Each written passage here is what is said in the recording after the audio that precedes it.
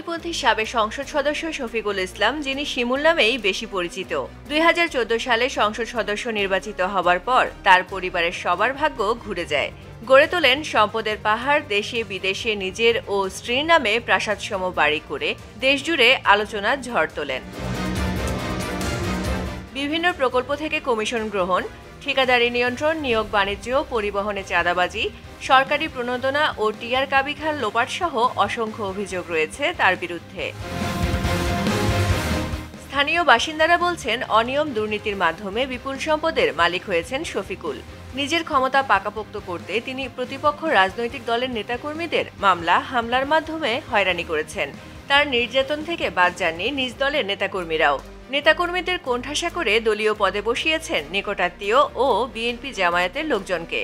এর আগেও আমরা জেলা আওয়ামী লীগের প্রতিনিধি সভায় আমরা লক্ষ্য করেছিলাম যে কেন্দ্রীয় নেতাদের উপস্থিতিতে জেলা পরিষদের সম্মানিত চেয়ারম্যান বীর মুক্তিযোদ্ধা সাজদুর রহমান খান সে মঞ্চে জায়গা পায় নাই। নাটোরে তার একক কর্তৃত্ব প্রতিষ্ঠা করার জন্য এবং ক্ষমতা কুক্ষিগত করার জন্য তিনি দলীয় সমস্ত জায়গায় পরিবারের সদস্যদেরকে প্রোভাইড করেছেন এবং দলে ন্যাক্কারজনকভাবে পরিবারতন্ত্র প্রতিষ্ঠা করে চলেছে। অনুসন্ধানে জানা গেছে, শফিকুল তার ভগ্নিপতি মীর আমিরুল ইসলাম ওরফে জাহানের মাধ্যমে ঠিকাদারি খাত নিয়ন্ত্রণ করতেন। আমিরুল ইসলাম ও তার দুই ভাই 2014 সালের পর থেকে প্রায় 380 কোটি টাকার ঠিকাদারি কাজ পেয়েছেন। এসব কাজের ধীরগতি, সময়মতো কাজ শেষ না করা এবং নিম্নমানের কাজের অভিযোগ আছে। শফিকুলের ছোট ভাই সাজিদুল ইসলাম 2016 সালে অনেকটা জোর করেই পরিবহন মালিক সমিতির সাধারণ সম্পাদক হন। তার মাধ্যমে পরিবহন খাত থেকে বিপুল চাঁদা উঠত। এছাড়া ধনাঢ্য ব্যক্তিদের মধ্যে বিরোধ মীমাংসার নামেও টাকা আদায়ের অভিযোগ রয়েছে। শিমুলে ছিল নিজস্ব হেলমেট বাহিনী।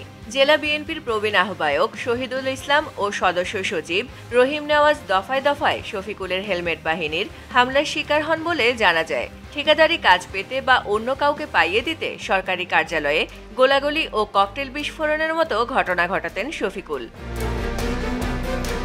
গত নির্বাচনের আগে নাটোরের কয়েকজন নেতা দলীয় প্রধানের কাছে শফিকুলের বিরুদ্ধে লিখিত অভিযোগ করেন। অভিযোগে বলা হয়, ঢাকার আদাবর রিং রোডে স্ত্রী, শাশুড়ি ও ভগ্নিপতির নামে 5টি ফ্ল্যাট কিনেছেন তিনি।